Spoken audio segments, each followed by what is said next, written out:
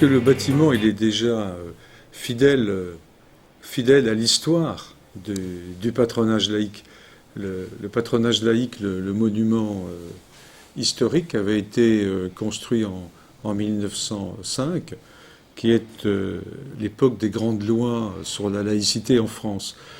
Donc il fallait être conforme à ce respect de la tradition de la laïcité, et puis aussi introduire évidemment une laïcité qui soit moderne, qui soit une laïcité du vivre ensemble, de la tolérance, et non pas une laïcité conçue comme l'exclusion.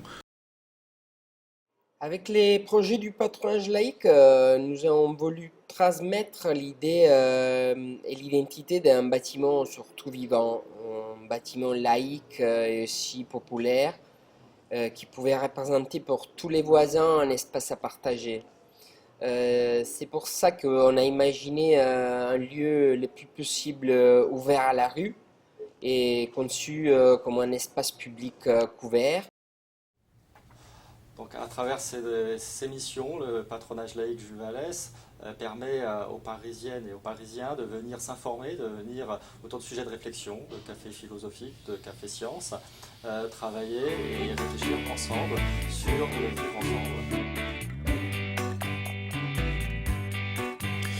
Alors c'était certainement pas gagné d'avance parce que les premières réactions du quartier au projet ont été négatives. C'est un quartier qui est quand même relativement bourgeois et ce n'était pas évident avec un programme de mixité sociale qui à la fois offre une possibilité d'hébergement à de jeunes travailleurs, mais aussi qui offre un équipement public et non pas privé, qui est un équipement engagé au service des valeurs de la laïcité. Et en France, ce sont quand même des valeurs qui fondent le pacte de la République.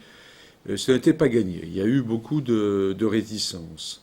Et puis, on a constaté quand même, au fur et à mesure de l'achèvement, de l'évolution du chantier, une adhésion des riverains, du voisinage, à cet équipement.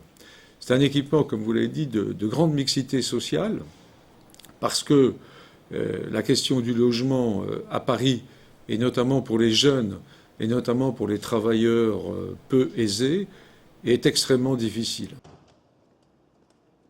Il s'agissait donc de concevoir un projet avec une particularité, de mettre dans une petite parcelle un double programme, et tout cela dans une même enveloppe. Donc on a choisi de mettre en valeur le caractère public de l'équipement, et pour cela on a joué avec la lumière et les matières. La lumière, parce que par cette grande faille en double hauteur qui vient relier l'équipement sur les deux niveaux avec les logements au-dessus, sur un grand patio central qui s'ouvre sur le cœur d'îlot et donc qui s'ouvre vers les voisins. J'ai rentré ici avril, mois d'avril. Bon, c'est 3 mois, 3 mois chez moi là. Mais quand même ici c'est très bon. Bon, c'est mieux, tu dors. Moi avant j'étais dormi là, dehors, escalier, foyer. Maintenant c'est bien.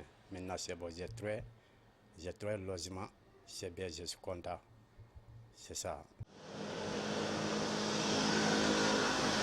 C'est-à-dire que le bâtiment, il a apprivoisé un peu l'ensemble du quartier.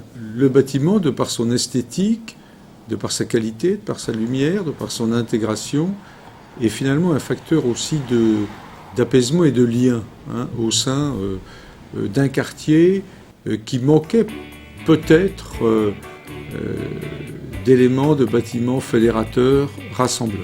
Je crois qu'avec le patronage laïque, nous avons un bâtiment qui permet d'accueillir tous les âges, toutes les catégories sociales, et c'était bien l'objectif.